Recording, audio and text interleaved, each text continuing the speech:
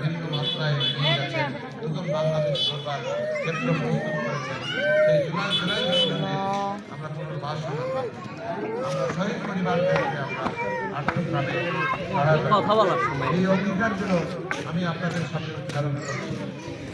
কথা তো সবাই বলে, অনেক সময় ভালো ভালো কথা বলে, ভালো ভালো অঙ্গীকার করে, কিন্তু আমাদের তো ভাগ্যের কোনো পরিবর্তন হয় না। এটা আপনাদের অভিজ্ঞতা। হ্যাঁ, এটা তো ঠিক। যারা 35 বছর এমপি ছিলেন, 10 বছর এমপি, 5-7 বছর এমপি ছিলেন, তারা তাদের ওয়াদা পূরণ করেন নাই।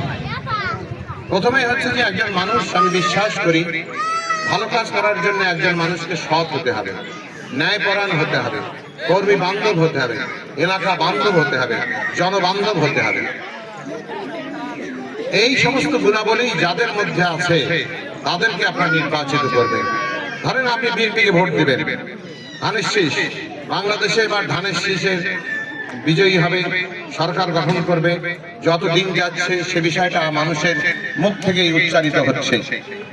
কিন্তু আমি বিএনপি করি, কিন্তু আমি একজন চোর, আমি ওয়াদা বরখেলাপকারী, আমি জনগণের সম্পদ লুণ্ঠন করার ইতিহাস আছে আমার।